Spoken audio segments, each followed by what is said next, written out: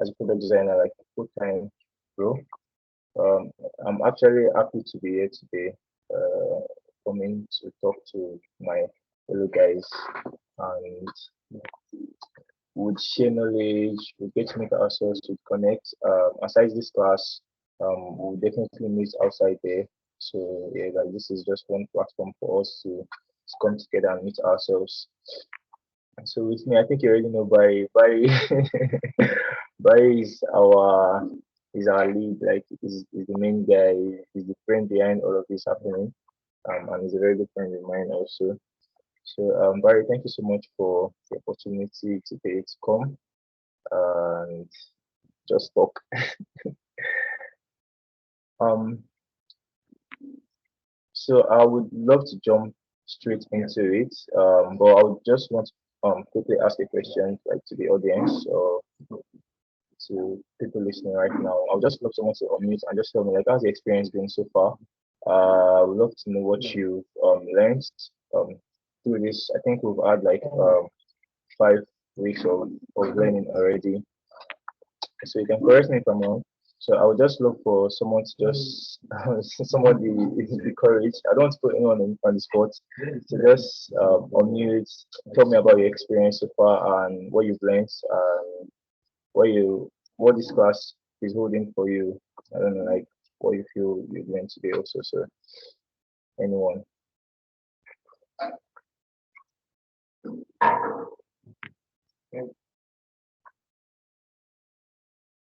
It depends on how the I'll call him. I'll call him if nobody raises up their hand.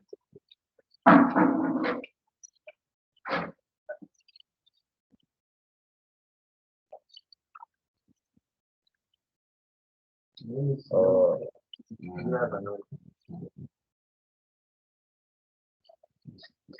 all right. Kikelomo. Hi, Kikelomo.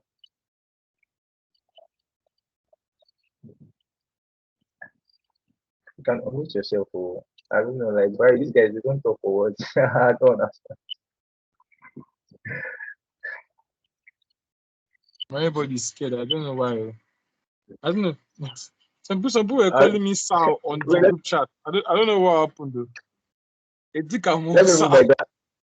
I said, but they were calling me Sal. I don't know, like, what guys, please. I'll be small boy, you. I beg, I shame want because to I. propose, so please. You guys should answer, but let us have fun, please. Yeah, I mean, come on. It's meant to be like a dialogue, not a monologue. I have a lot to learn too from you, even from your feedbacks too. So I'd love to know, Kikelomo, if you can, like, if you're up for it, I'd love to know, like, what have you learned so far?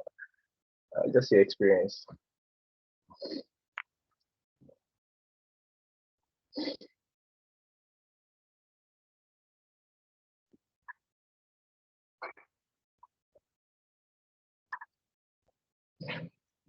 I'm gonna cry.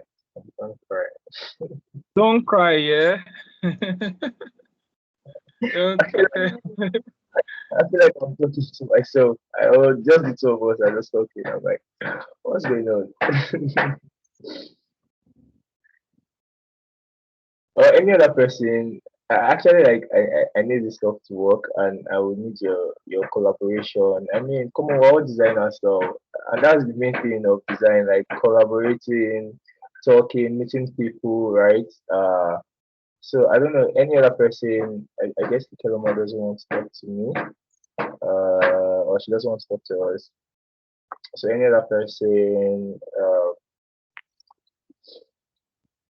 any other person, you want the Hannah,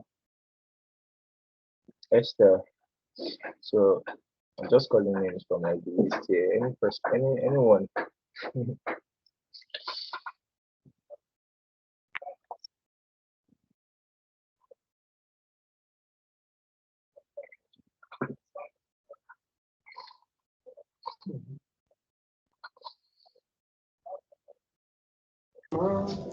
Alpha Alaba. Thank you so much. I just joined the class, so I didn't get the question or anything. I'm just joining. All right. So was how's the experience been so far? Like what have you learned? I think we've had like 5 weeks of this class already. And what are you hoping to learn also from this class? What are you living with? What do you hope to live with? So that was the question, just for me to know or to get your feedback to get. So talk to me, my guy.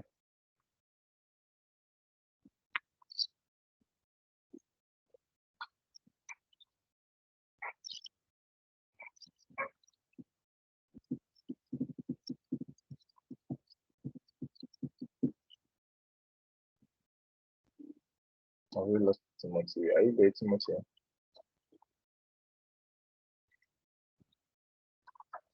Yes, yes, I'm with you. I'm coming. Oh yeah, sorry now. Let's see, you want to give me silent treatment. Oh yeah, talk to me.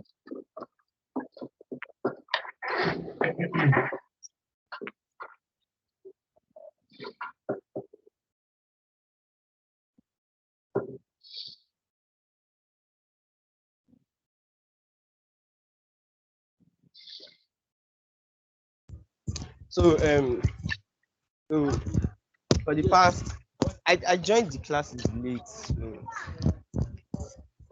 for the past weeks, I learned about research and UX and all that. But for this class, I want to learn more about the UI part, design, and everything. I'm sorry, but can you hear me, Alaba? Yeah, So basically, the UI part of design. Because nobody's coming, so I just have to say um, something. thanks so much for your honest talk. So yeah, basically we've seen the research aspect of product design, like when they talk about UI and UX design, or let me say UI UX or UI/UX. So you get so like there's the research, you have to do research, you have to do a lot of UX planning, you have to do all of this, you have to do that. So basically today what I'll just be talking to you guys about, or what we'll be doing together, is just based on the interface. I'm coming to.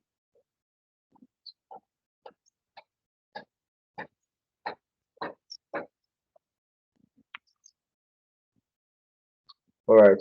Sorry for that. So what we'll be basically looking at is the UI aspects.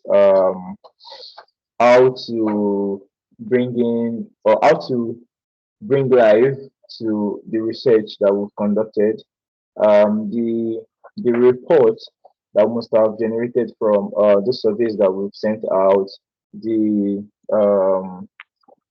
quantitative research, the qualitative research, all of those things, your persona, the empathy map, journey map, and the likes, like your IA structure, and all of those things that you've gathered like through the research phase and the like going through that UX process.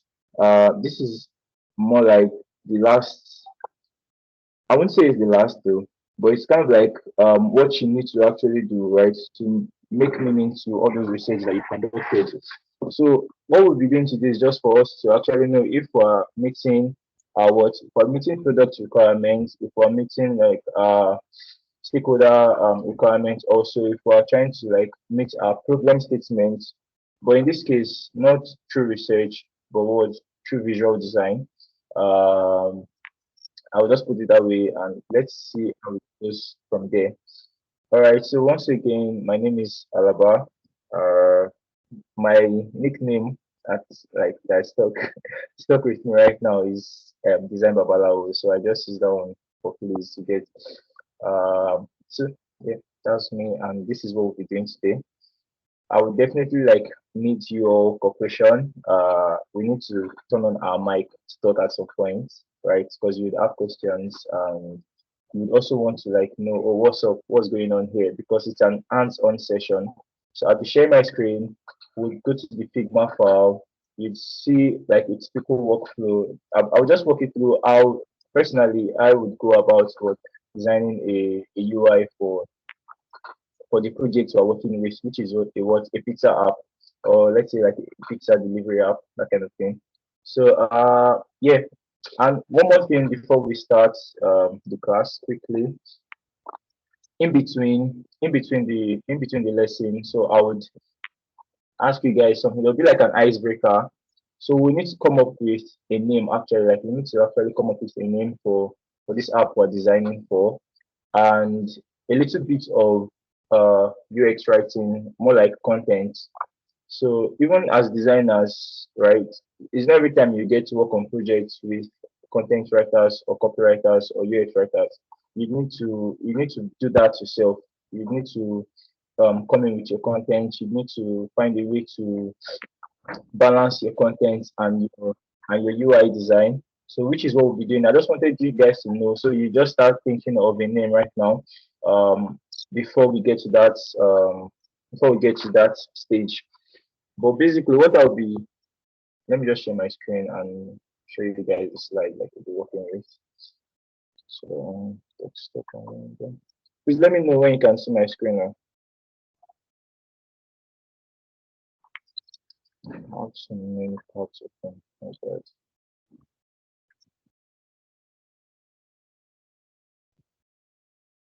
Can you see my screen? Yes, yes. Oh, okay, okay, cool. All right.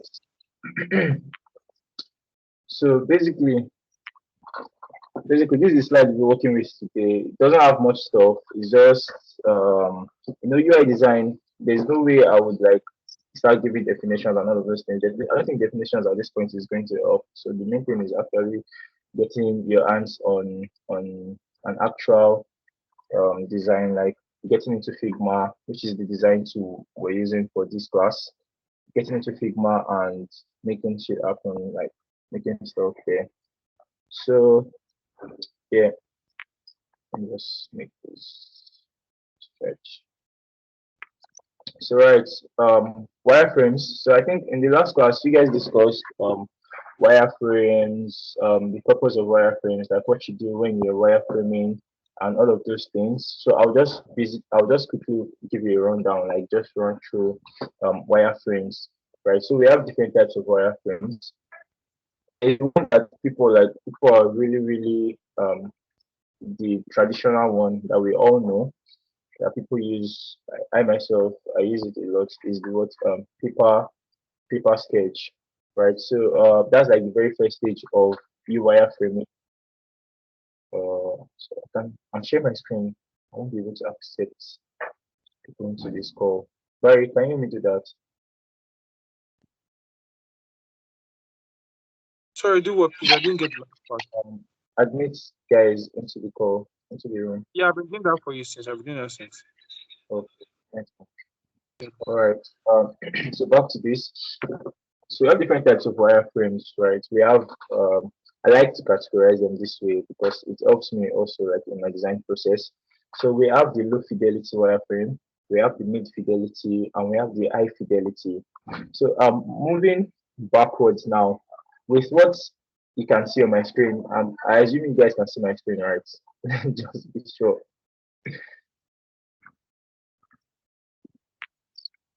Hello. Yes, we can. Yes, we can. We can see your screen. All right, thanks. So what's on my screen right now? I just want to ask the kind of wireframe you guys did in the last class that we did last class. So what would you term such a wireframe? What's it called? With what's I'm presenting right now, what would you call such a wireframe?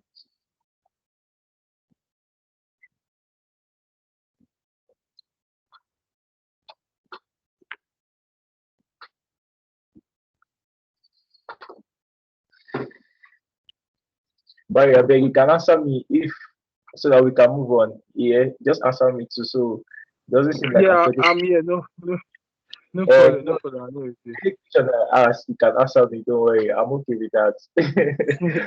No problem. On the Just carry on. on the last class, what kind of wireframe do you think Timothy ended up like creating from the types of wireframes I showed on my phone? I think it was like the low fidelity one. I'm not sure. Low fidelity wireframe. Okay, Elizabeth. Yeah, thanks. very correct.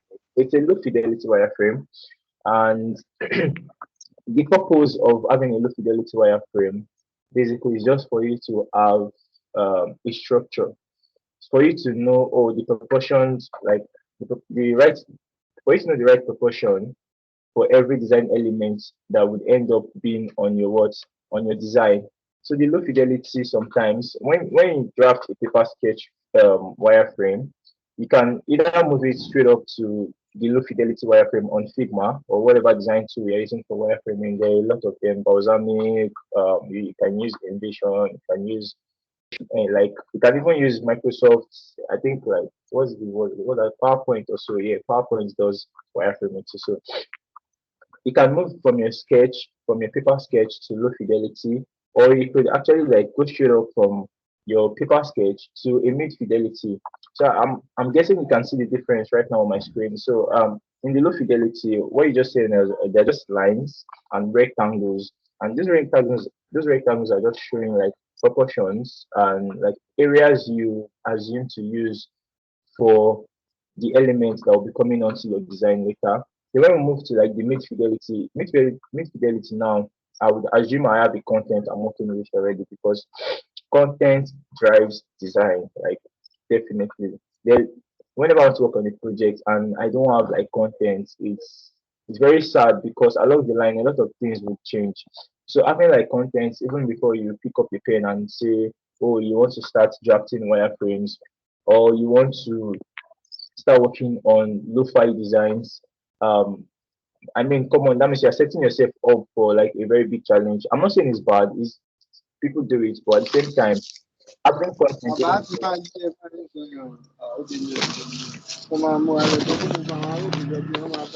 that? That Gani Baba. Gan is mute. Gan. Yeah.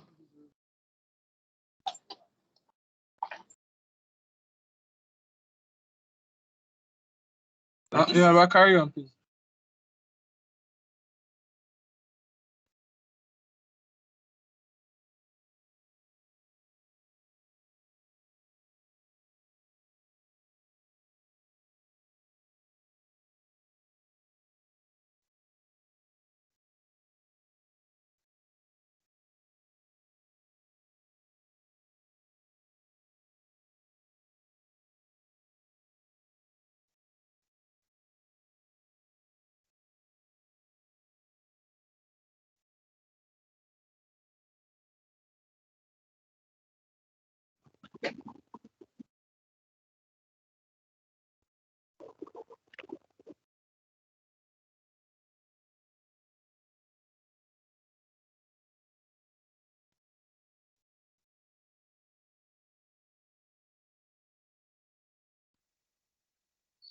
Um, sorry about that. A call came in on my internet.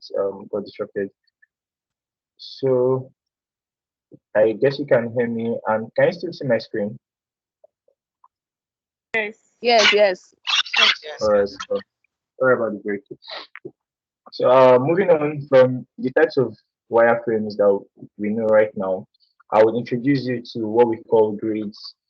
Grids are like basically the word grids, the English word. See, I'm not too good with grammar, but I just love to use. I'll use a term that we probably all know. Like grid, whenever I tell you you're working with grids, probably like you're working with like a mathematical standard for something, or like there is a definite proportions to it.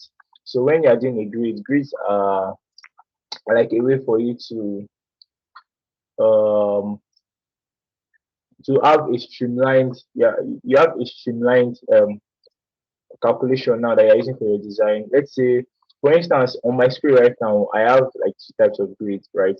I have the HPX grid and I have like a 12 column grid below it. So for the HPX now, that means everything, they're not okay. Everything I would be doing, like everything I'll be working on my design, like from the start to finish, is all going to be on an HPX spacing, HPX margin, HPX padding, Like whatever elements I'm doing, like all my calculations, all through my design, whatever thing I'm working on, would all concord to this HPX grid rule, and they will all follow these lines that are here. Then this 12 column grid, basically, this 12 column grid is really popular. They use it a lot, or we use it a lot for web design. You use 12 column grid on your web layout when you're working like on a desktop screen. That's where you apply like a lot of 12 column grids.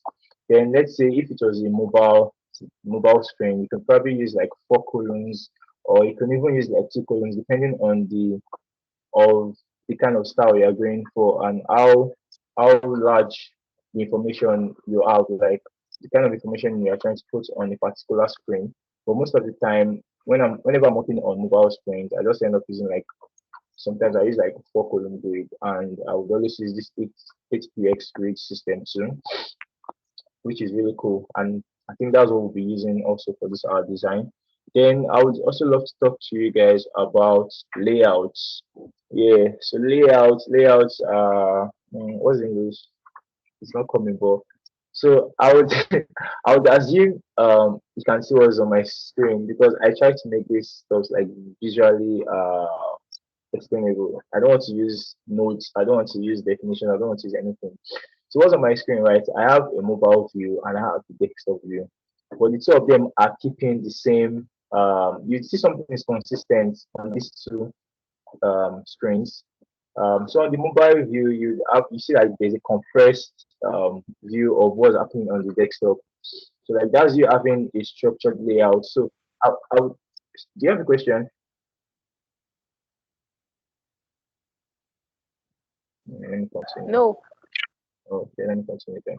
All right, so I would not assume you working on a desktop screen and you have this top right rectangle that's up here, and when you are working on the mobile screen, you now move that top right rectangle down left, like bottom, like that's I don't know where that rule is going to come in. I don't know how it's possible, but for every design decision you make, there's a rule backing it up. So layout is just basically you having a well planned structure also for like your screen. That's when you're designing for like a responsive design, going from desktop to tablets to mobile. I couldn't put like the tablet most of the time. I don't The chances of us designing on tablets are like really minimal. I don't know, like most of the screens that you get to design for is like desktop and mobile, just for this class. So that's what I'm saying. But on the outside world, you even design for Apple Watch, you design for fridge interfaces, car interfaces, and the likes. So like there's a lot of areas you can apply UI design. So that's layouts, grids, and types of wireframes.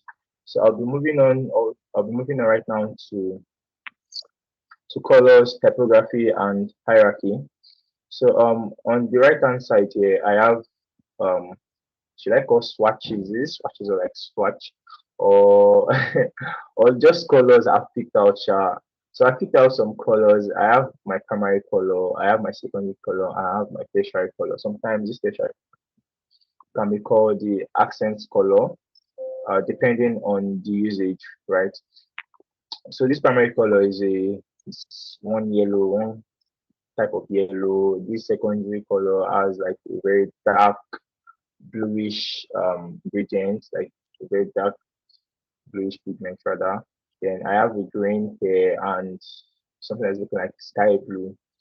Um, colors influence UI design. Like imagine I was working on a medical app, right, or something related to health, something related to medicine. What sort of color do you think I would want to go for? This is the question to you guys listening to me. So I would just want someone to answer. What kind of color do you think I would stick to?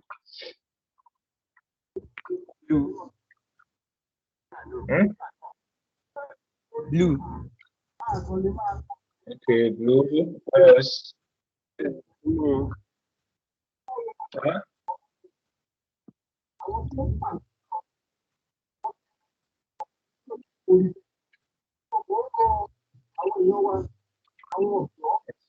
No. See, I have a lot of people on this.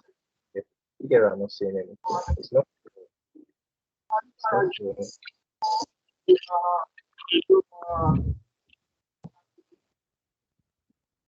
Mm, healthcare related products. What sort of colors do you think I would align like myself to? What sort of colors will be popping in my UI? So like that's the question. So basically, I want to know if anyone has gone like beyond just this class to also kind of like start making research on color psychology, color theory, and the likes. So that's why I'm just asking this question. So I mean, it's just to put people in on mute yourself back. And that's it. Green. Yes, green tea is green is top. There's one particular color like I'm looking forward to like here. There's one other color like it's whenever you talk of emergency, whenever you talk of uh, yes, I think I think colors you can use blue, red, and white. thank you. Yeah, so like I was looking forward to like hearing someone say red. So when I think we could even go online and just right now let me just open a new tab here, don't worry. Health UI design. So all the colors that have been mentioned, you see green, you see blue, someone said blue too, you see red, this person is using red. So like these are colors that you see popping in this kind of UIs. They will always align themselves to those colors. See on this particular one, this one is even using like the blend of the three colors. I think there's green somewhere, like in this tone shard, they'll probably like add a green maybe later on in the app or something. So basically, so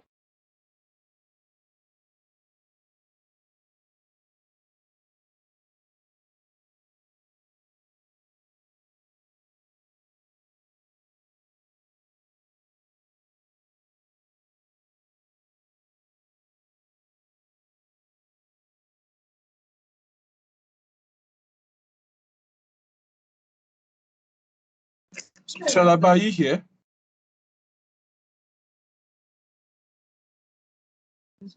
Can you guys hear me, or is Shalaba that is my network is bad?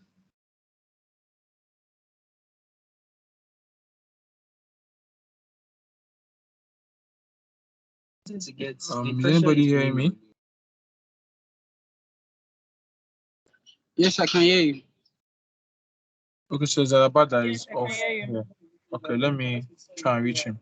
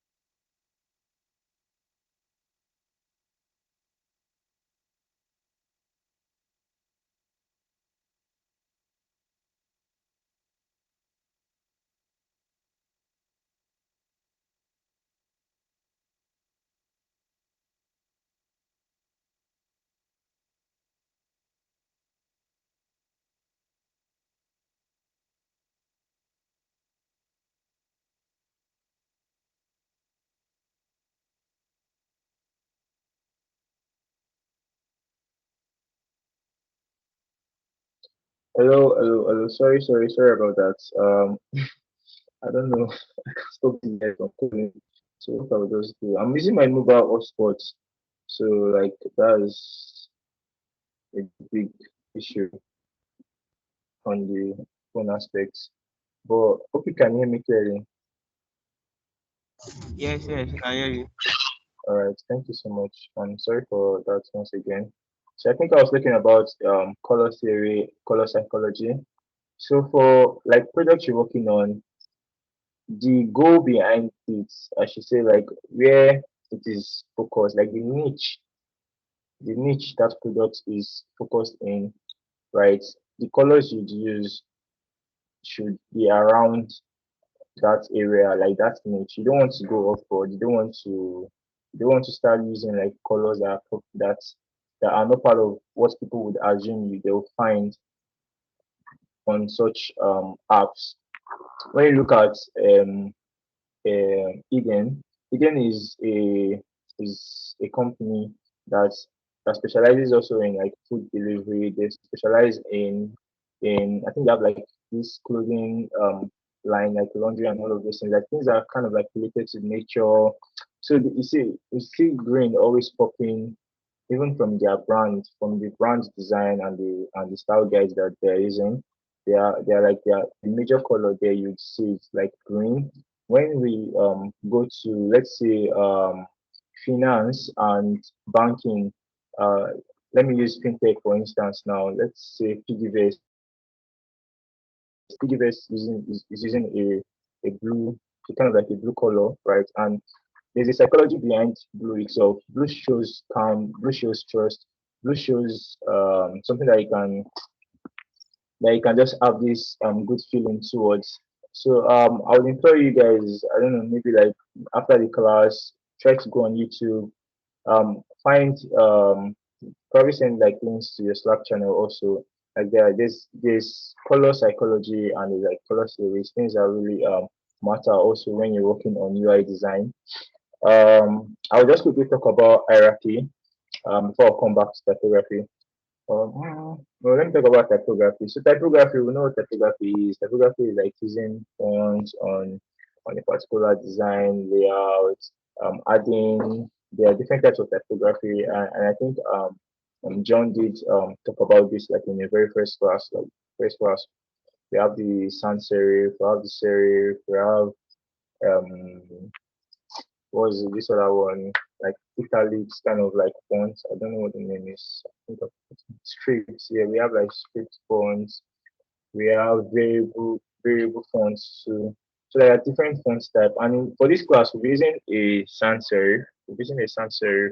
I already picked the font already, so I just put this here like, oh, what font? What fonts? Has anyone been looking at fonts? Does anyone have interest in even like typeface design itself? Like, what drives you? So that's why I just put this what font here because we definitely not have like the same fonts in our mind to use on this kind of project, right? So I just went the extra mile to just pick a font that we would use for this class. But when you're working on your own, when you're working on your own app, you're free to use another fonts. Go out there, look for fonts that are connected. Also, there's also psychology for typography, like in UX design. There's basically like a lot of rules backing these things up. So you don't want to go off board. So you want to try to bring yourself into that space of what you're designing for. So I would not I would not assume I was not asking someone using let's say all these calligraphy fonts, right? You don't want to use all these calligraphy fonts or handwritten fonts for let's say an insurance stuff, something that is really formal. Do you get?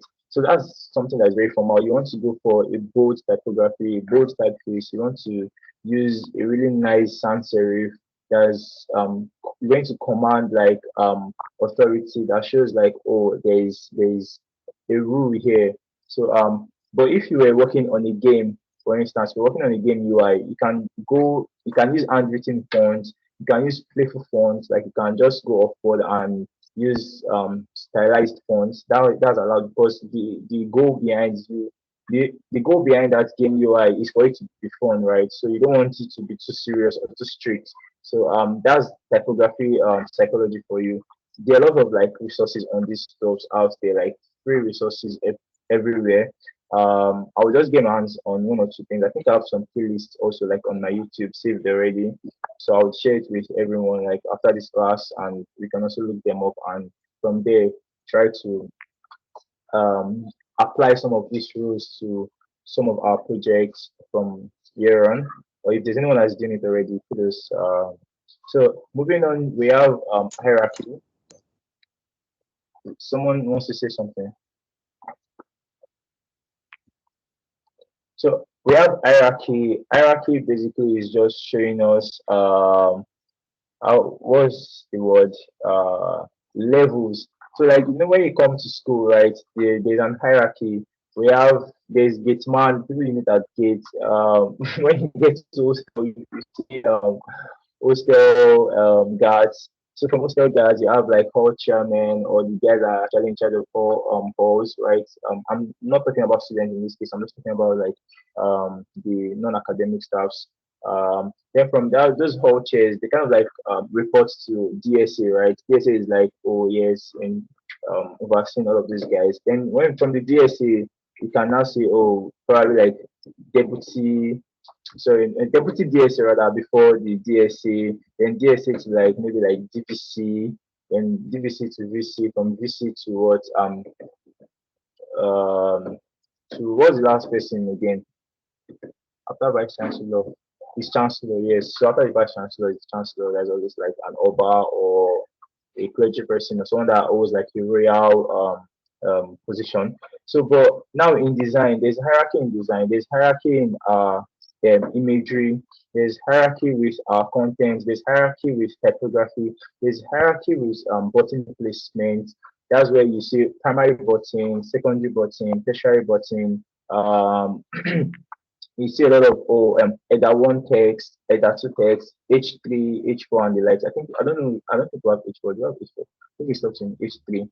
Then we can have like titles, subtitles, paragraph, right? And the like. So that's just hierarchy. Hierarchy is having trying to create levels, right, for every design element that you be using on your UI. So on this design right here, I have a card, like a very small card that is showing an item which I named the pizza. I just picked one name randomly. It's showing the pizza. So like the main thing here, you can also like see the price. The main thing is for you to know the price of what you're buying, but at the same time, the card title is popping out more than the contents below it. That's like I don't think anyone would want to read that. So the price owes more precedence because I need to know the price of the pizza I'm ordering for after I know the name, and I would want to know. I don't want to skip that for no reason. And the button, you see how well the button is placed, and there's a distinction from the button and the card background. The card background is white, but um, the button has a yellow background with a black text on it. So like when it comes to hierarchy also has like contrast in it too. So you don't want to use like the wrong font on the wrong color, like font color rather on a wrong color, and everything is just there. I don't know what to look at, or the colors are affecting my eyes. So all of these things really matter in UI design, and that is why I'm walking you guys through this.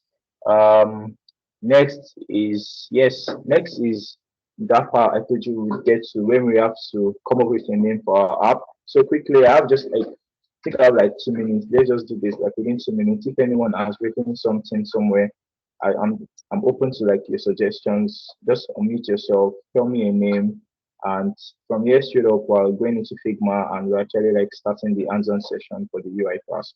So thank you in advance for anyone that's going to unmute and tell us a name. I'm open to any suggestion, as I said.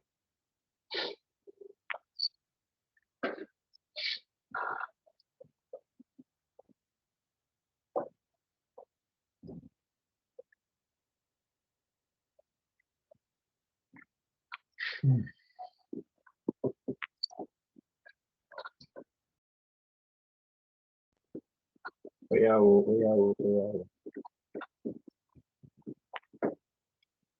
Anyone?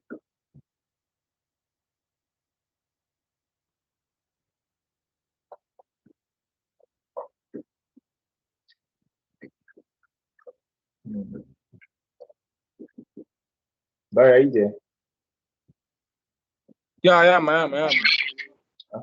Which name you think so? We'll just think of name. What do you say? we will just think of name. What do you think we can go for this app? What can we call it? Not to do pizza. I hope not the pizza. You can call it what's it called? I don't know. What can we even call it? Sef? Or why can't we we do There is Domino's Pizza? They have a very terrible website already. like for us to find their Yeah, we can fix their app. Domino's, they don't have an app. Their app is a web app and it's trash. That's my own suggestion, Sha. Or you can call it something. You can call it something else. Maybe this. I don't know. generic. Shop 10 Pizza.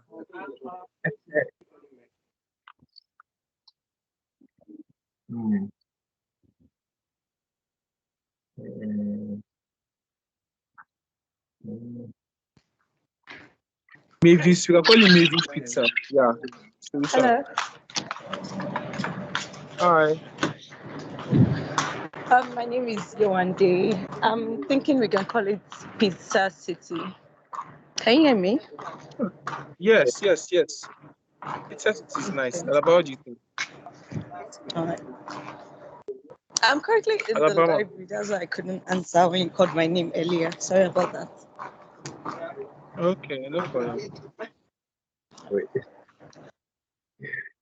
All right. So thank you, Andy, and every other person on this call. So we are going with Pizza City, and that will be the name of our app. So yeah, just so you know, and we need content. As we can just you can just mute. I will need you to talk. Oh, except I'll just be going on just like that, and I'll be talking to Barry. Barry, please don't go mute on me too, I beg. So we're going with Pizza City.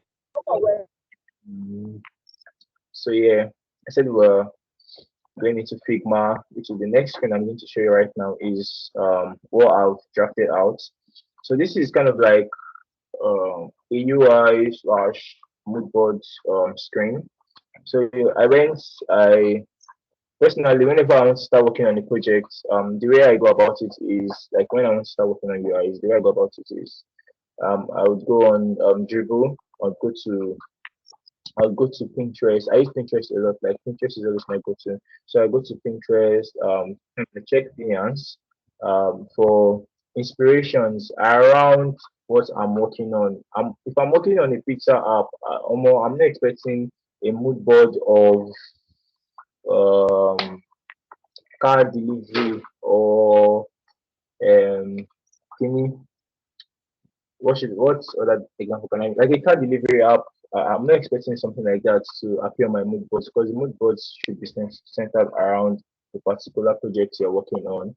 If you're working on any other thing, you can probably have like a general mood board, but I think you should have a structured mood board for the particular project you're working on and try and put them all in a place. So I where I create my mood boards, I create my mood boards also on Pinterest. I create mood boards on Pinterest. I create mood boards on Dribble. You can do all of these things. I don't know if anyone here has tried their hands on these tools. And I also create my mood boards on Figma. So I just copy and paste those images. I put them in. Please, I can't see your screen. You can't see my screen. I'm presenting. Is anyone having that same issue? Like, is anyone else having the same issue? I can see your screen. Yeah. Who's the Is it Esther? Esther, are you the one who can see my screen?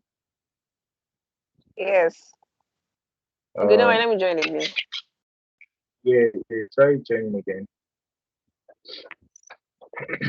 So yeah. So creating mood boards. That's everything about creating mood boards. Mood boards are just like you splashing images of things related to your app you're designing for or websites or products and just stick to the word products and putting them all in one place so you can easily go there and get inspirations and see what other people have done, right? Like previous designs.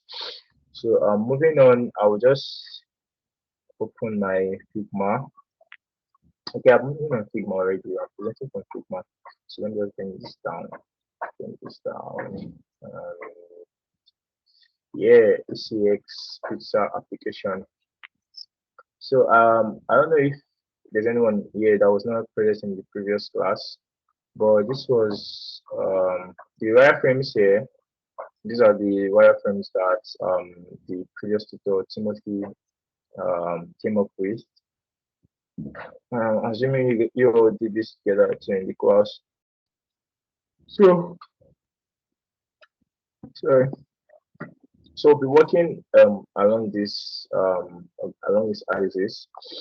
Um, I've taken my time to also come up with. I didn't do any UI design. I don't want to do any of those things. I want us to actually like see a normal process when we're moving from like a low fidelity wireframe straight up to an actual UI design. So what I did, the only thing I did here was for me to create a style guide. Sorry, can you hear me? Yes, I can hear you. Okay.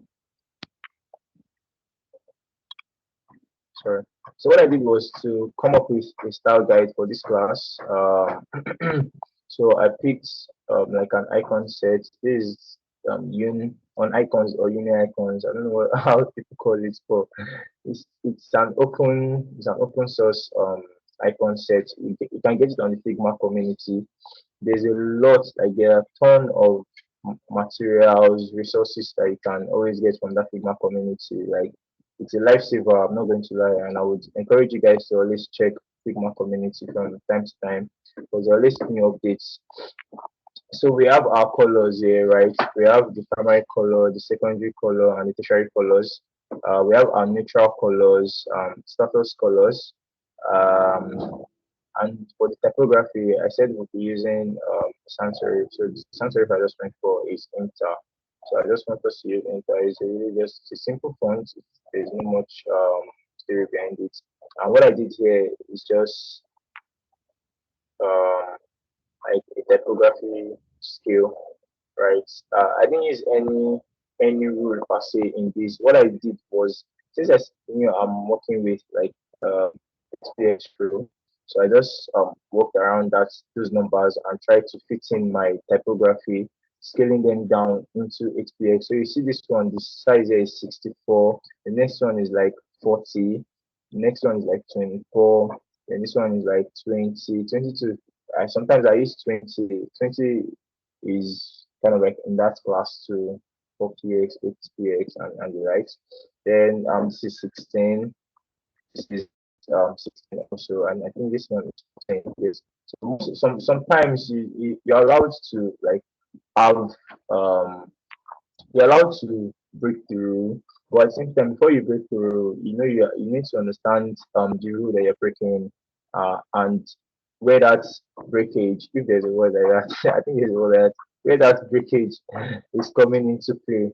So that's this is the typography. I think I would just need to also like work on this typography. I haven't tested it out on a mobile screen yet. Then this part here is empty. This is UI assets. The UI asset, what are UI assets? UI assets are like illustrations you're using on your work. Are you going for more illustrations? What kind of illustrations are you going for? Flat, 3D, and the likes. Are you going for more imagery?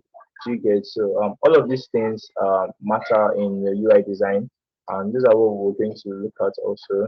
And this is a plugin. I'll show you guys a plugin for getting illustrations really quick on Figma and even images all together. So quickly, what we'll do here is to create a style guide, like an actual proper style guide. You'd see me add all these colors to this right hand panel here in my design. So you see this place is empty, like there's nothing here. It's really empty, but I need to add these colors to my style guide so I can easily edit them later on in the design when I feel like, oh, I'm not using the right color for in this place. So that's the essence of adding a style guide. So to add this color to style guide, you come here, you see this plus is it this plus icon? No, this one. You see this four in here, this dot, this four dots here. You click on it. When you click on it, something pops up. You see color styles. Then you press this plus icon here. So when you press the plus icon, you name the color. Let's say this is our primary color. So you can say primary slash, what's the color? Yellow. Primary slash yellow. And for you to confirm that you created the style, just click on this blue button that says create style. Now let me click outside. Now there is a what? There's a color style that have been added here, which is what? Yellow, primary yellow. Primary yellow. I want to have, just as I did previously, I want to have like different, I hope you guys can hear me, sure. I want to have different tones of my yellow. So what I will just do is copy it out, paste it here. What's this? So you can ungroup your style, more like detach the style. So detach this style and let's adjust this a bit up here. So I want to have this kind of feel. So let's say we have like this one should be like 88. Then let me have another one up here. Let me try and balance them so it does make sense visually. All right, so let me do this, bring this one down. It's not compulsory for you to do this stuff, but I just enjoy them because now I have like different shades for my yellow. Like whenever I want to use yellow on a project or sorry on a screen now, I know oh I have like a lighter version of my yellow. I have the one I can like use for like soft palettes and stuff. So you click on the same icon, press the plus button. Now we want this color to come under primary slash yellow. Did I use capital letter? Can't remember. So let me see this. Okay, it's capital letter Y. So let me come back here again. So I think it's capital letter P, primary slash capital letter Y, yellow. Then you can say one. Let us use one. Let's just use one just to show oh this is number one. So now I have my primary color. Then under my primary color, I have my main yellow color. Then under this yellow, hello, under this yellow color here, the main color. Now I have a shade of my yellow, which is one. Then this one, let's quickly just do this. I think you already know this step already. So plus, then I can name this primary. Sorry, primary slash yellow slash 2. Then create the style and comes to that same list of your yellow. Then let's do I don't think we need that one for this one. Let's just name this one normally. I just wanted to show you that this is our secondary color. Secondary slash what's it looking like? Let's say like dark blue. I don't want to think too much. Dark blue. Create style. Then we have this one. We have tertiary. Please, if you are lost at any point, you can call my attention. We have tertiary slash green. Create style. We have this tertiary slash sky blue. Let's see, like S sky. Yeah, sky blue. Then create the style. So successfully added our main colors on the style here. I can pull out of this. So I have my primary color, my secondary color, my tertiary color. it's the same way you'd also add like these other colors. These are the like neutral colors that will be on the design. You probably not use them, or some of them are automatically being used. They're neutral colors because you can't just do without them. Like white, there's no how you want to design that you probably not have white in your design, or design and not have like a dark tone of black. This is not totally black. It's just a dark tone of black. If I should show you here, you see, I use the pigments from I use this yellow pigment here and just went to like the very darkest part of yellow without getting to black. So it stands for black too. So and this is our styles color. All right, so moving on to typography, let's quickly create our H1, like our header one. This is going to be the main header that will be on our design. And we haven't even agreed on the kind of frame we want to use. I don't know, should I pick the frame? Or let's see, let me see, what frame is this? There's a frame here already, sorry. So this is 375812. So this is probably, I'm coming to, sorry. This is it's probably like iPhone 11 or so. Yes, 11 Pro. So 11 Pro. 11 Pro. Sorry. Let me copy this. See that this my H1 here is.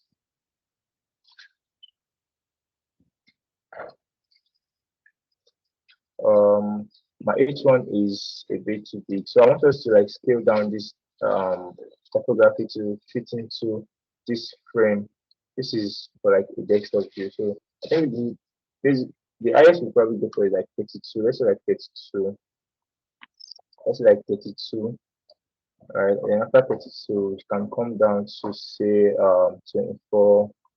24. Let me copy this and try it out here. Let me see. Because yes, it's cool now. It's cool. This is cool. This is cool. So our H1 is 32, 32 extra bold, 32 extra bold, 24 bold. Can I use bold for this?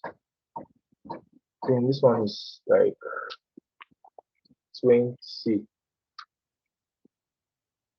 This one can be 16. Our button should probably be sitting around 12, 14. So let's see, let me use 12, let me see. 12 is not bad. 12 is not bad now. Body copy. Our body copy should be around if for this is 14, let me just make this 14 as well. 14 copy should be 14. So this is how I go about my me whenever I want to work on this stuff. This is how sometimes you can be indecisive, and you know this is 10 because this is like a link, so it's probably not going to appear too much in the design. So it's allowed to, when you zoom in, let me see, I think it's okay, 10 is like okay. So and we're going for the essence of everything here is because we're going for like a really bold style.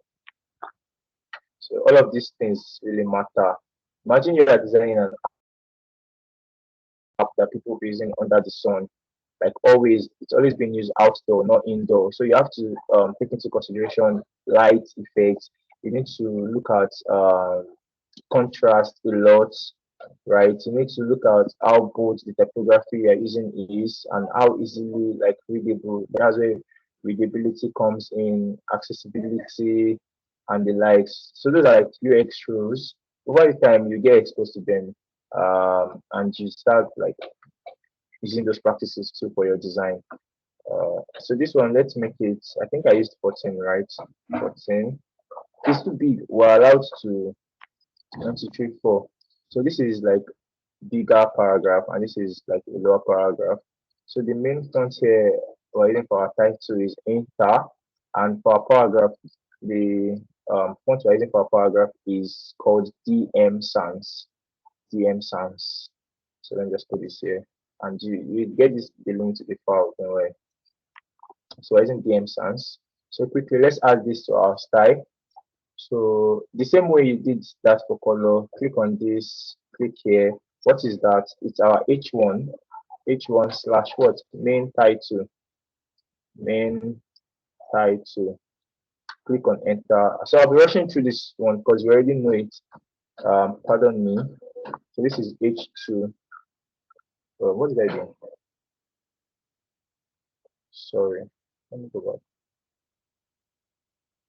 I'm not supposed to use stroke here. Yeah, I can edit it here. Content, edit the name. Oh, I can't edit the name style again. Let me delete it and create a new one. I made a mistake. Uh, I don't want to have like a drop down. It's like or, not um a sub part of it. So I have H1. I can use or main title. I don't know if you get what I'm trying to do here, sure. So main title. So this way it does not fall into that slash stuff we add for our color. This one is going to be H2 or body title. So wherever you see these guys, you apply them there. So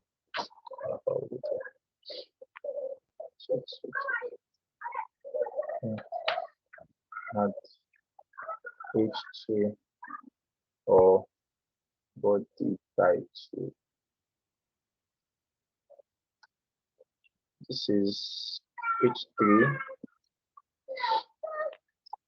H3. Sorry, I need to do this because we'll use it on our design.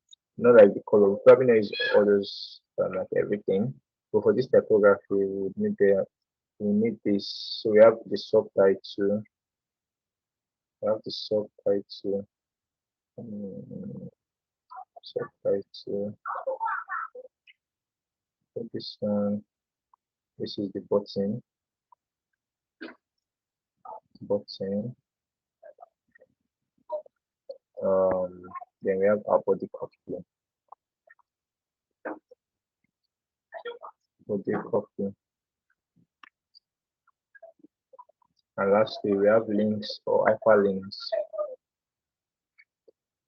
If you have any questions, just let me know. Hyperlinks. And voila, that's basically all. So now you can see our text styles on this right hand side, and we can add our paragraph too as a style.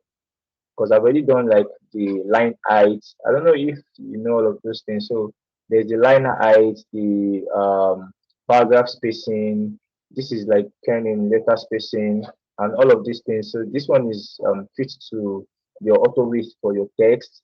All these things they all have where they apply whenever you're like if you see you're working with auto layouts, all of these rules you'll be using them a lot. And this one is like fixed size to fill a certain container.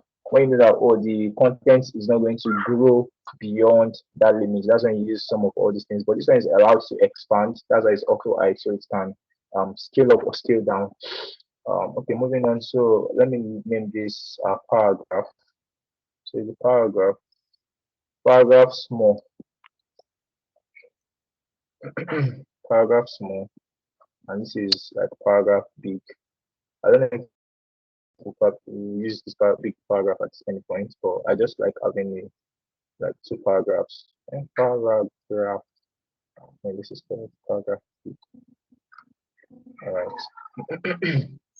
and that's like the foundation basically for this stuff we're working on.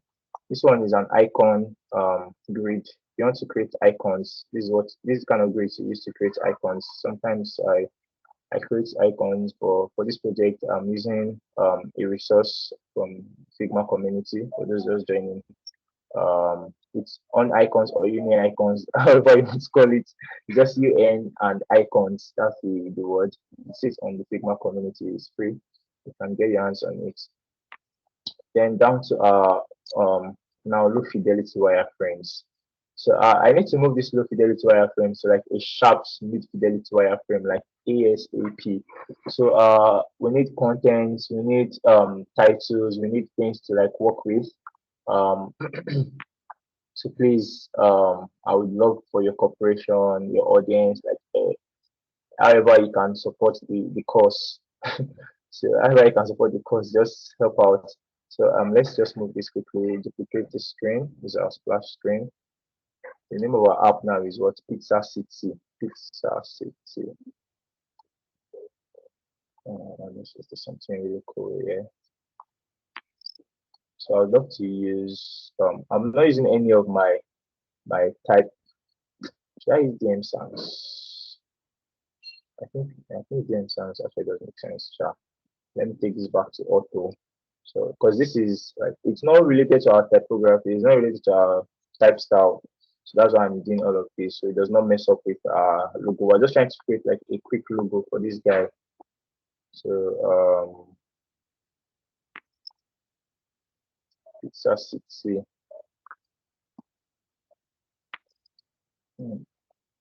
So it's meant to just be something really simple. I don't want us to think too much about this, about the logo, but we can simply and stylize it, sure. So I can just use like the very first letter here, that is P, and so this should be like 64. I'm sorry, that's 64. So what I want to do is mask this guy. I don't know if you know about masking or like what masking does. So the essence of masking is just for it can help you like cut out some elements that you don't need, or when you're trying to fit in some design element into a certain frame and you don't want some other parts to show. So it's not really even mask, it's not mask. I think it's this boolean action here. So what I want to do, let me see if subtract is going to work. Not subtract. So I don't know these things. I always have to try it. It's not this. Is this, but now our pin is to go update it. Oh no, this is not what I want. Or if I should do this, there's a way. I'm coming at you. If I should do this now, this one cannot go further and do this. I need something that's really cool.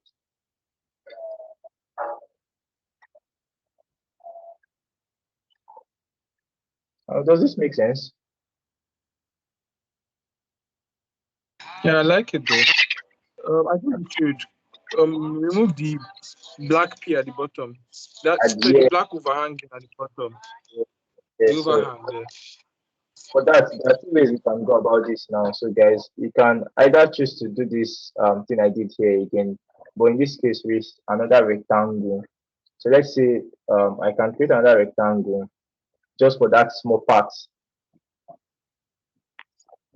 Can create another rectangle for this small part. No, let me know walk you guys through all of this. So what I will do, let me just create another rectangle this same size. This one. What's the size? 67 by no, it can't be 67 by 67. Yes, 67 by 67. So put it here. Now it should go at the back. Let it have 12 further radius. Take it to the back. Sorry, like how do you put the back? Okay, sorry. So let me contribute this backwards. So you can either right click on the rectangle, then you see these actions here. You see bring to front, send to back. So you can do that. When you click on this one, it takes it to the back of this rectangle. Or you could use command and this brackets on your laptop. That's command for if you're a Mac user and control for Windows. So I think so. I think that's it. Hope I'm not saying something that's really wrong, but I think that's it. So this one here, so I'll just close here, come up. Now I want to do something. So what I did there was, let me consider it again. So remember when I was talking about masking and how a mask can hide some certain things. So now the essence of this rectangle I copied out and I took to the back was, this is now my base size. So Figma is going to recognize this rectangle as my base size, and whatever is on top of it would be cut, is going to cut it out to fit that base size. So which is, that's why when I like the two of them and I mask. So when I mask, I'm masking this excluded body in the rectangle. So this is it now, and this is what we're gunning for. You can still come in here and tweak your fonts. You see that everything still works fine. Like you can always adjust your exclusion, you can change the eyes, and like anything you want to do. So that's just masking and literally masking and using this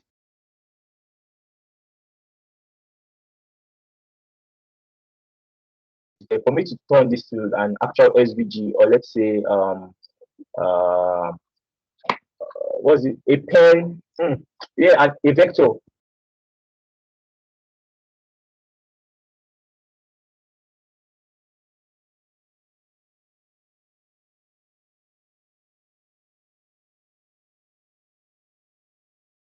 Yes, they can come and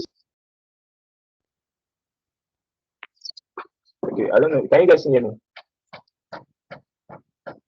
Hello. Yeah, we can hear you. Other people, can anybody else hear him? Sorry. And do you have any The call questions? keeps me, so it disrupted my internet. Is anybody lost? Right. Because we can go back and check what's happening. Who is lost though? Anybody or any question or anything? You know, it's an interactive class. Any questions, guys? Use up your hand or just unmute and ask. Anybody? Okay, I mean you are good. I will carry on. All right. So moving on. What was I even talking about? So yeah, I want to turn this to. You see, if I should scale this up, right? There's a key feature on your on Figma. When you press K, scale rather, there's scale. that the action for you to bring out the scale action, just press K on your laptop. So when you press K, you see that this icon here changes from move from mouse head to an actual scale icon. So just press K there. So when I scale this, I don't like, let me not even use this scale. This scale is 0. Let me use the normal mode. People scale with this. So you see, as I'm scaling it, the text is not scaling at the same time with it. So you can either use this K to scale. When you use the key to scale, it takes everything together. Or you can turn this into a vector by using outline stroke. So when you do this outline stroke, you cannot even use that normal scaling this thing. So when I scale it now, everything is together. Like now it's an element. Like everything has been grouped together as an element, and they can all move together. So that is Figma this thing for you, vectorization. So Pizza City, that is the name. Group these two together, turn it to an auto layout, put it in the middle, and arrange it in the app. I just use this top and bottom this thing to scale it.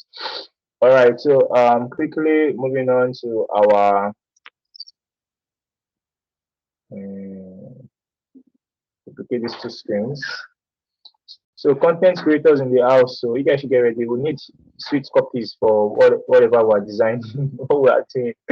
All right, so we have our onboarding screen.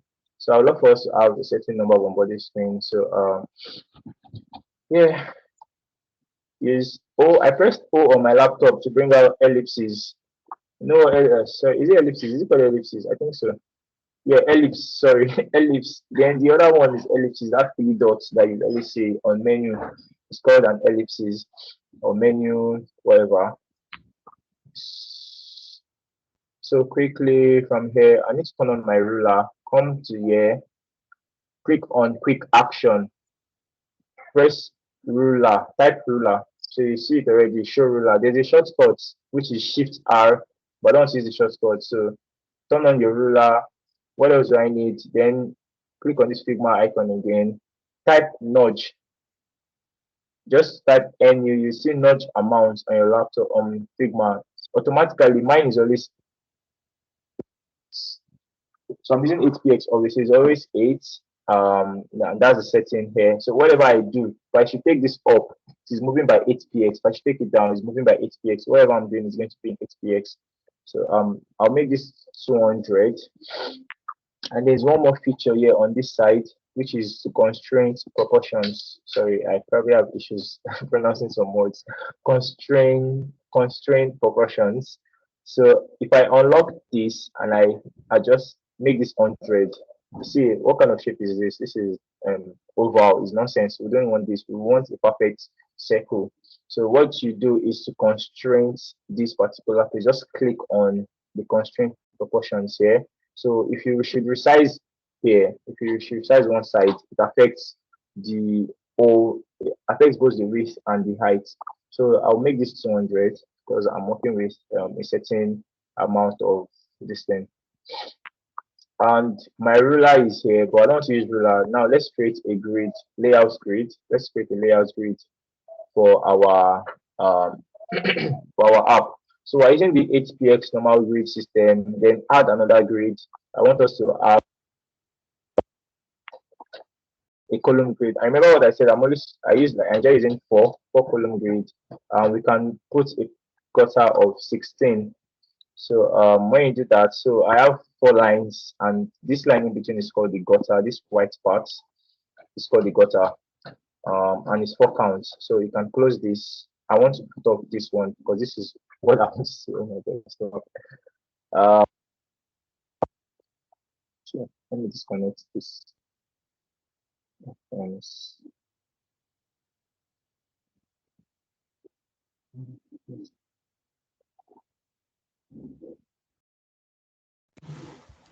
So please, can you hear me? Hello. Yes. All right. I adjusted my sound. I'm using my laptop sound now. So this stuff was I don't know, it was just making noise in my ear. So now for the onboarding screen, we have this ellipse here that is going to serve as a vector later on. 3, 4, 1, 2, 1, 2, 3.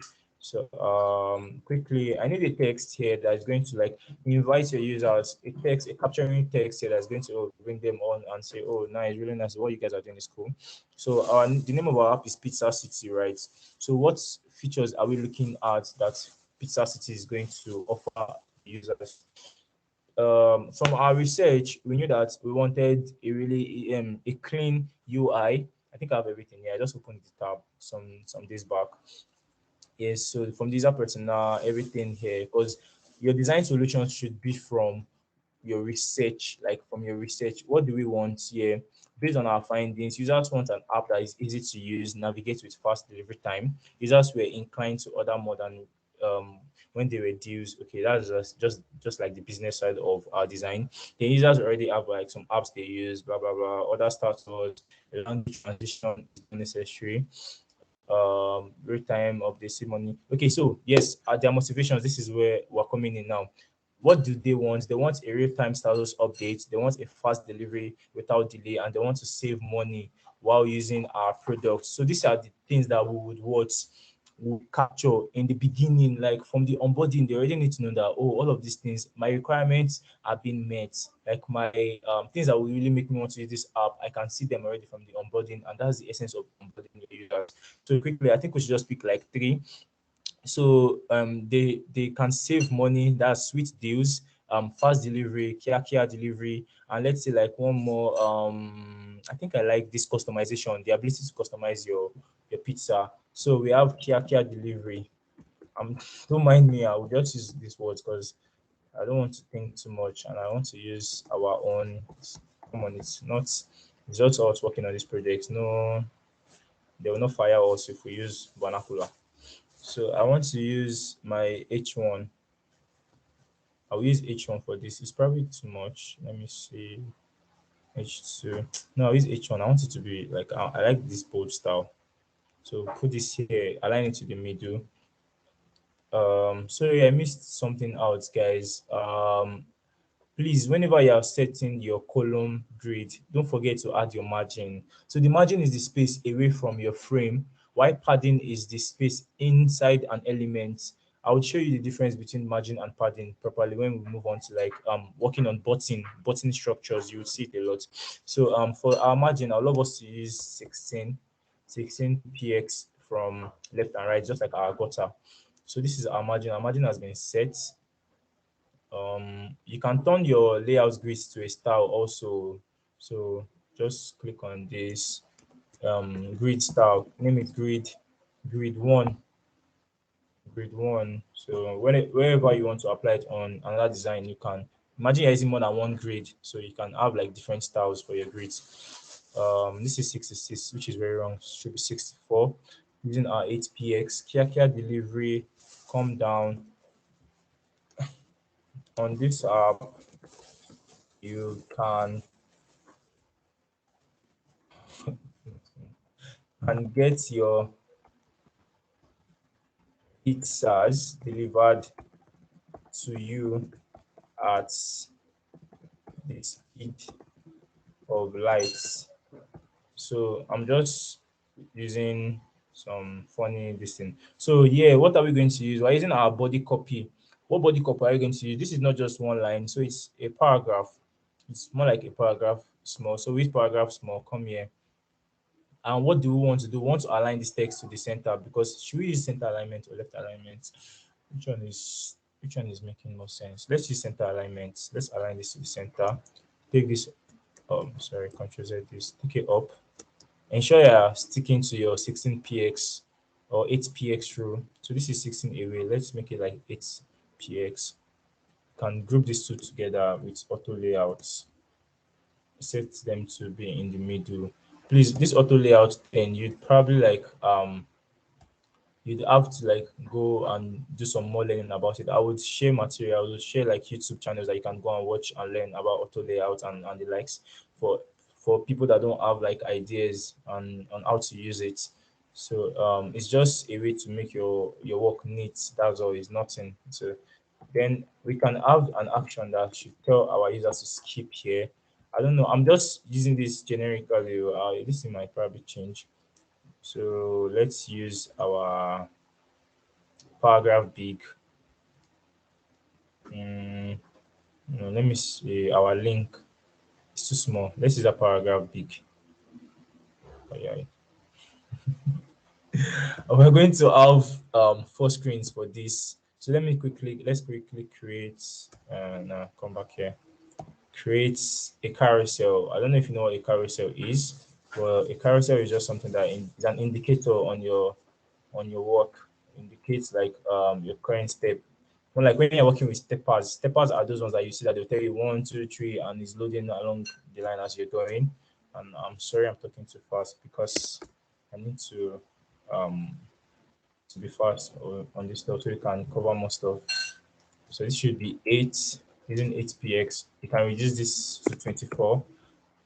Duplicate this. If you want to duplicate on your laptop, you can use Command D. See, Command D or Control D on Windows. That's what duplicate is. Let's group this together. Since we have just 3 screens, bring it down here. It should make a difference between this one and others. So let's say I don't want to use our style guide yet. Let's just use a darker color from Figma's this thing. We'll put up this grid when we're done. Don't worry, I'll put it up. I just want us to see how we work with the grid. So this one is center aligned already. 1, 2, 3, 4. Should be 1, 2, 3, 4 down. 1, 2, 3, 4. 1, 2, 3, 4. Care delivery. Once we have one page set, the others would be easy because they will follow the same style. So we can have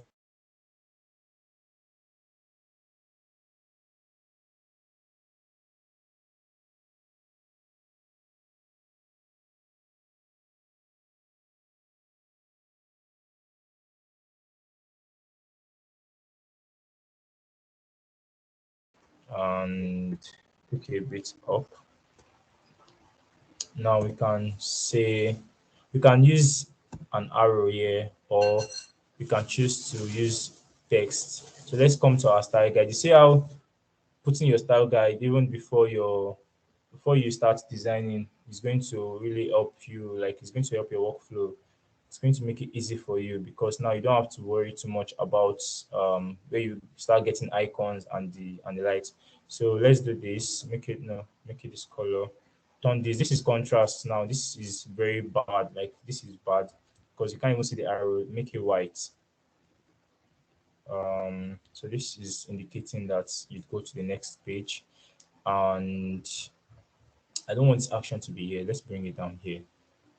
So we should be able to skip down here because for accessibility's sake, right, it's easier for you to interact with buttons that's below your phone. I know you know what I'm talking about. It's, it's easier for you to click on the button that is below the phone than when it's at the top. Trust me, I think that's like one easy thing for everyone here. But sometimes you want to use one button that is way up and it's just so frustrating, and you be like, oh my god, what's going on here? So I would love to detach this guy because I want to use a different style here now. Sir? So I just used underline for this text here from our text style. Verification can go now. So onboarding, name it. Always name your artboard though.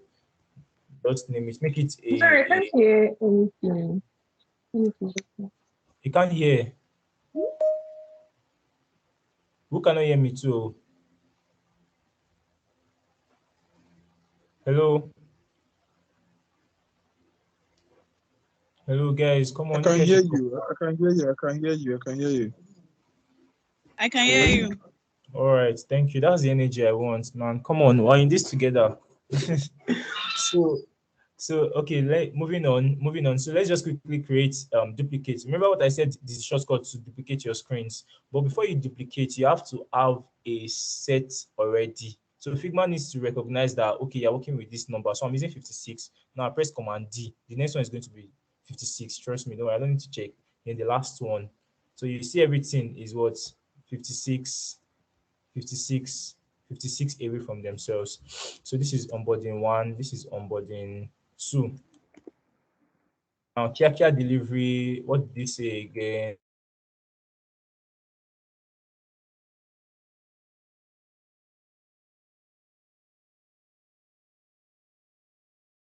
Alaba, I can't hear you now. Hello, Alaba. Is it just my network? Can you guys hear me? I can't hear him too, yeah. Yes, I Okay, can I hear you, think but it's we going. can't hear you. Okay, let me try and reach him again. Sorry, Papa.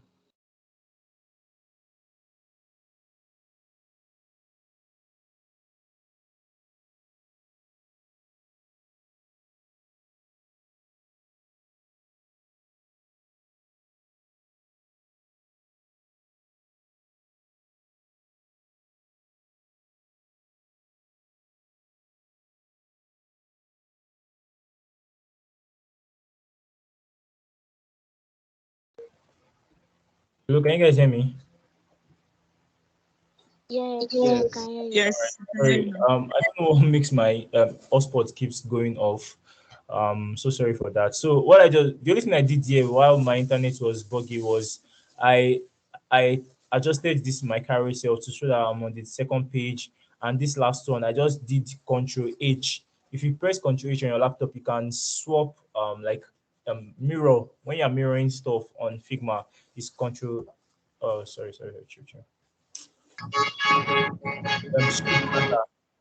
Shift H. So when I press Shift H, see what happened? It mirrored this information. So I came back. When you want to do like vertical, you do Shift V. But in this case, vertical is not going to apply here, it's horizontal. Then our button here should say what should we use to invite them in? I don't want to just say sign up or this thing, something interesting that is going to be captivating. Say Explore. explore. Explore is explore is vague. Explore is too broad. Chow now, Abi. That kind of thing now. Like we want them to actually know that coming here to order pizza. Like what you're ordering is what you will get. Come on. Let's go. Chow now. Chop Should I now. should I just use chow now? Sure, that works. All right. Thank you, Timothy. Ciao now. And we're going to use our button style. Click on this. Ciao now. Let's center align it. Now, we'll bring this back. I don't want it to be too far from the copy. Group these two together with auto layout. Put it in the middle. Now, let me now show you guys what I was talking about for this button. Let me bring this thing out so I can see what I want to do now. So my child now is outside, and this is an auto layout. Now, I want to add padding to this. I want to add a padding to this frame here that you are seeing. For me to do that, this is the padding. You see it once you over on it, you see it padding around items in Figma. So I can set a padding for 46. But now the 46 is affecting both the height and the width, which is what I don't want height and width like 46. I only want the 46 to appear on the width. So you can come in here. Now you can adjust this height 46. Let's say we're using 16. Or no, 16 is too much, 12 and 12. Everything here is what is 56. Okay, for us it is 56, so I actually need to make it 16. So I don't know. I think it's 16. Yes, 16. 1, 2, 3, 4. Yes, it's 16. All right. So you see the way auto layout just makes your work really accurate and makes it easy. Now I can add a background fill to this. Click on this plus icon. It gives it a fill. What color are we using? This dark color. Now my button is obvious. Let me delete this nigga here. But before then, 64 away and 16. So bring it inside your frame. Can either choose to use this small button, right? Or you'd now set a constraint for this. I know it's not part of the scope, but what I just want to show you guys is something that you can actually adjust. So just come here, stretch this one, bam. Come here, stretch this one, bam. It's already constrained in the middle, so it's not affecting, it's not moving anywhere from the middle, it's only expanding from the side. So this is our new button now. I'm just going to add 12. What did I use before? It was 20. So now it's round. It's just like we never even deleted it, but now it's just an auto layout. Everything here is perfect. So that's auto layout for you, and that's how you apply it. That's all. I don't want to show like all these sign up or put. Okay, let's just do one quickly. Ciao now. Let's just do one quickly, like really, really, really quick. It's not going to be too much. Sabi.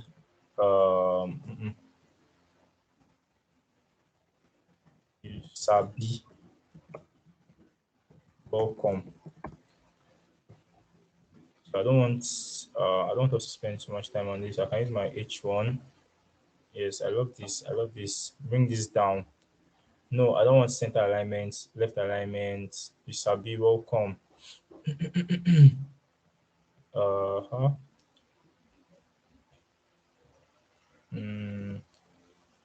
Quickly, rectangle. A rectangle for signing and email and password. Or no, we don't even need password. You don't need password. Let's just say sign in with a name. It's not when it's not banking app. So enter email. Let's just use email. I don't have a text style for input. So let me see if this paragraph one works. Yes, it does work. It works too. And this should be 56. Remember, that's what we're going for. The same height as your kidney. Your button. Make this 20. The border radius should be 20. The height away should be like 12. Now remove the fill, put it off, give it a stroke, make the stroke like 2px. Yes. Now this button is far away, which is very wrong. It should be very close to the input. The action should be close to your input. 1, 2, 3, 4. So it's 24px away. This one should be command, should say email. Then we give it like 8px away. Just did 8px away. This one is going to be 16 from your frame. Please, whatever I'm doing and you don't understand, just let me know. You can just say enter your email. your email. Now we can make this a little bit this thing, set the opacity to 50. You can do that here or press 5 on your keyboard when you're on the elements. So it's going to reduce the opacity for you. Now let's put off our grid. So come here, off the grid for the meantime. So you see, so this is our mid fidelity. This is literally like a mid fidelity wireframe we're doing, because now we're already adding content and everything. But okay, moving on, we're done with the onboarding screen. Our home screen. Oh my jeez, there's no time. Okay, guys, for the sake of this class, right? For the sake of this class, I would love for us to move this. Let's just work on this onboarding screen to the high fidelity. Actually, we can't do all these other screens in this class because of the time, and the time has like this has been fast spent. I don't know if that English is correct, or time don't go. So I would love for us to just let's just convert this to high fidelity and see how it's going to look when we just prototype it. Also, I'm sorry we couldn't actually get like the home screen. I wanted to do some really nice stuff. There's no time, and apologies for that again. So copy all of this, yeah, move them to this high UI design, paste it somewhere, come back here. I want this guy here. It always makes me feel safe when I have this guy over here, because I know that I'm working on this. It just makes it's a practice I stick to it. So let's call this UI design. Hi, app stock was not on. UI design. So Barry,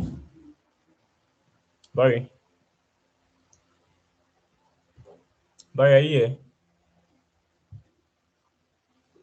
Can you guys hear me? Yes, I am. Sorry. Okay, I'm okay. here. I don't think you are. Okay, oh yeah, let's moving on. So I'm just going to create a UI for this guy real quick now. I don't want it to be the normal. Let me see. I want it to be to be interesting to an extent. I don't want to use no.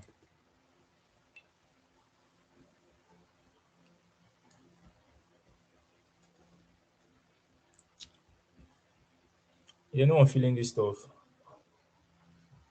Timothy, do you have a question? Your hand is up. No. So we can reduce the Okay, opacity. that's fine. Can reduce the opacity to also kind of like bring it, give it this soft palette. Hey, he's reducing everything. Shall I see this guy? Let's take it 100 back. This is sometimes sometimes you just have to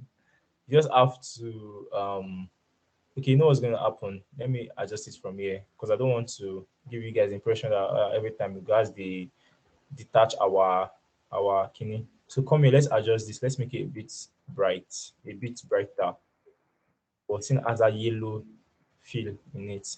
So I think this is cool. This is all right.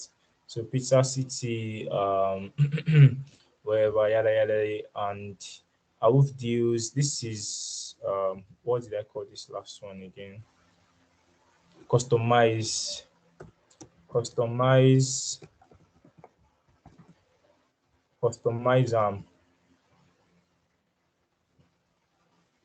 All right. I hope so. The plugins I was saying previously, like if you're in the class from the beginning, I said there was a plugin I used for my illustrations on Figma, which is what I just put out now. So go to your Figma, search for Story Set by FreePick. Story Set by FreePick. It's free. Install the plugin on your laptop, and voila, you're good to go. Like you can get like crazy illustrations there. You can also check out Blush illustration.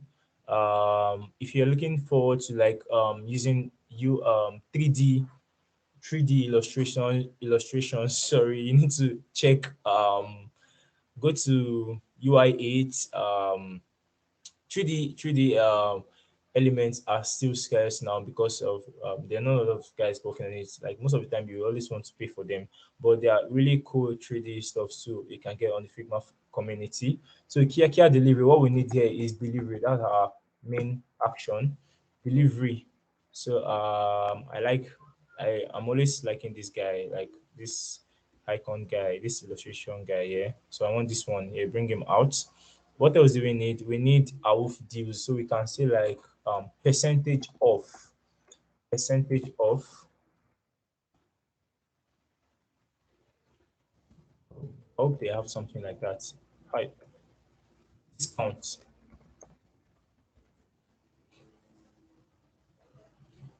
But I cannot write AWF deals here. I don't think they know which AWF deals be. So so I'm sorry. Try These are not like normally I always I actually like work on my if I'm using a an open source illustration for a project, I still like tweak it to suit the particular project I'm working on. So, but this one, I don't think we're able to do such because of our time. So that's why you'd see you'd be seeing some things that are probably not related to pizza here. But trust me, it makes the work easier for you if you can customize your stuff too. I saw pizza just now. Now, where did it disappear to?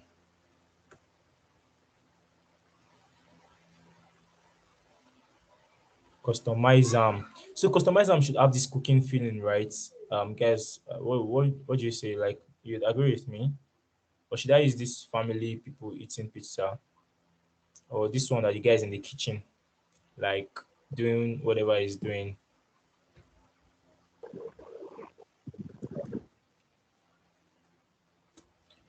So people are not talking. No. All right. So we're moving all of these and guys to the our one with the guy kitchen, it makes more sense. When you yeah don't currently have. yeah. All right. So let's move all these illustrations inside our frame. Tone this down. All right. So I don't want to use white. Like I don't know if anyone here has started exploring like UL styles for like 2022 or things that are really sopping out there. Like you see that oh it's not compulsory that it always like stick to okay, you know what's gonna happen. Let me make this back my whites so I don't use I didn't add whites to my style guide. Shit. Remember we didn't add white, so I'm sorry I'm doing this. This should be our neutral dark color here, which we didn't add also to the style guide. Oh my god. But you know what's up now. You know what I'm trying to drive at here. So for this I would love for us to use like a bluish color. Let's use this from our tertiary color. I'll adjust them, oh, don't worry. I'll adjust everything. It'll probably look this way. So what you can do, I don't use dark. I don't want to use two toned colors. So let me take this up. Adjust this along your light. This is light. Adjust it along the light to give it this soft feeling, not too hard. The color is not too hard on the eye. It's really soft, like chilled. So same applies to this guy here, 96. So you see like yes, let's zoom in. So now this one gets the main color now, gets that main color, which is what green, and this nigga should get the main color, which is what blue, right? Yeah, so this is it. Then I think I'm not using my yellow yet for this one. I'm using the illustration yellow. So let me use my own yellow, and this is this, and this one comes here. So you see, the main thing, like for your UI now, all these elements they need to complement themselves. Like now you're looking past content. Now you're looking at your colors, the way your colors are complementing themselves, the way the text is complementing the color. Like now you're looking at everything generally in your design, not just one particular aspect. Before it's just black and white that we were seeing, which was our mid fidelity. But now in this case, here we're already adding colors, and we need these guys to make sense. Else, I don't know, like it's actually not going to make sense if it doesn't make sense. So pardon, most these illustrations are in decimal, so it's probably going to affect us a bit. Let me just leave it that way. But 1, 2, 3, 4, 32. I'll assume that's 32. And it should be like 1, 2, 3, 4. And this should be like yes, this one's even, let's say 31.6, so approximately 32. So our deals, blah blah blah. Our button color, should we change the button color? Should we change the button color? Should we change the button color? Let's use our let's use our primary color for this button. Let me see if it's going to make sense on everything, because that's our primary color.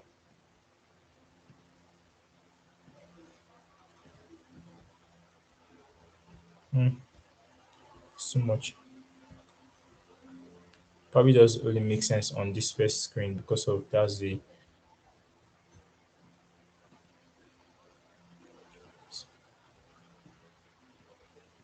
let's make it playful. I don't want it to be too boring. Or then again, I don't know if anyone is feeling this, but so yes, using components too is something that you should look out for. Using components, I don't we couldn't like any components here in this case because of components is like out of scope. It's not, it was not meant to be taught in this class. Components, auto layouts, variants, and the likes. They're like things that you can learn. Resources, don't worry, I would share some YouTube links that I know that are helpful for me as well. So you guys can also check it out and see what's happening. So I'll make this my primary color. You sabi, welcome. Let's bring this down a bit. It's too far up. Except you were adding a typing, it was a typing state. You know, there are different states also like in your UI and everything. So this is like a quick onboarding screen, right? Now from the splash screen, I want something to be connected. The splash screen is too distinct. There needs to be a color, touch of our brand color. I think this is okay. Don't want it to be too distinct from everything. All right. So yeah, I know you guys can still hear me, and I'm sorry for taking most of your time. We started the class really late, and I actually hope we could have done much today. And I hope like after everything we were able to maybe like learn one or two things from this class. I actually did learn from myself too, and even from you as well. So okay, quickly, this is not in typing state. It should not be dark. Let's make this 50% as well. So it doesn't give us that impression of it's in a typing state. So all right. So quickly, we're meant to talk about prototyping as well in this class. So our UI mood boards, creating mood boards and everything, creating UIs and prototyping. Basically, prototyping is just trying to link your screens together, link design elements. If you are working on micro interactions, little interactions, trying to bring live to your design. Like it's not just static. In this case, you can actually interact with buttons. You can interact with icons. You can interact like you're using GIFs. People use GIFs these days now in most of their designs. So designs are not static. They are moving. There's motion in your design. Like that's very sweet. So which is one thing that is common these days on app designs and even on websites. So quickly, I'll just show you guys like this prototyping stuff, what it does, right? So we have this splash screen. I want this splash screen to lead to this nigga here when we launch it, but we don't want it to just go instantly. So we just set after delay. After delay uses time, so I can set like 1 second, which is 1000 milliseconds. Yes, down to onboarding instance and all that. Click enter. That's set. This one should move to this guy, but now in this case it's not going to do after delay, which is wrong. So take this guy and delete him. What is going to move here is what our next button. So the next button moves to this screen and it's on click navigate to onboarding, which is correct. This one moves to this one. correct, and this one moves to this last one, correct. Then for this skip, this essence of skip is for us to, okay, I don't want to go through all of this nonsense onboarding. I think I've probably seen your ads somewhere about your app, and I know what you guys are doing, so I don't want to see all of this nonsense about your onboarding. This is what's happening. So you're skipping it straight up to like the welcome screen or the home screen. Man, I wish you could have actually like done this home screen, which is like the main thing. It's probably going to be your assignment. I don't know. Should be Barry. Yes, I can Barry, hear Alaba. they were meant to work on the UI for like from that previous design now for like wireframes, right? Their own wireframes for their pizza app, Abby. It's for their own personal app. It's not a pizza app. It might be whatever they put it to be. Oh, Yeah. okay. I think I saw the assignment. Yeah. The design minimum of 10 screens. Okay.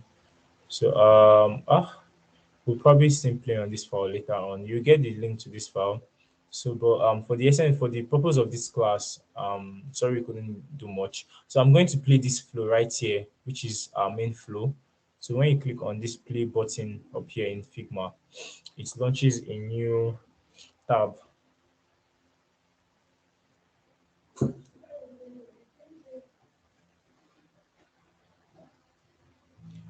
All right, so that was fast. So yes, so you see that there's a little delay before from Pizza City straight up to Kia delivery screen. If I wanted to if I wanted to go extreme, I could have done like a little animation on this bike guy that the bike is going to be moving, like it's not just static, but it's beyond the scope of this class, as I said. So it's just something you can also look into and play with. For you to know that your prototypes are linked properly, you'd see this blue when you click on your board, you see this blue highlights here. So you can either skip it straight up to your USABI screen, which is our assumed sign up screen. Press R to restart again, or you can go through the process of clicking to the next one. Oh, nice. Out deals. Oh, customize them. Nice too. So ciao now.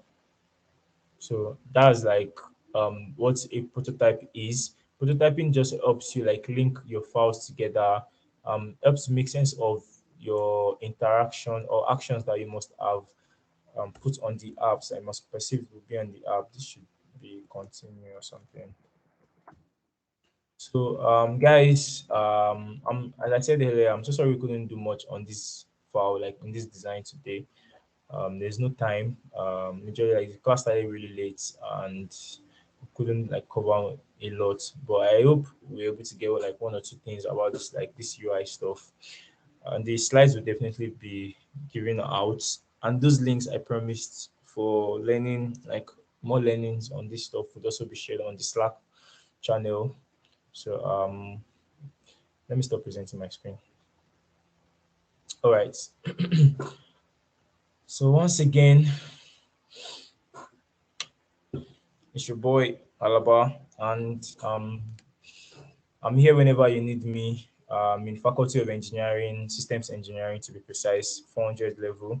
If you have any issues on your design, if you are looking for someone that can check your work out for you, please. I'm not a mentor.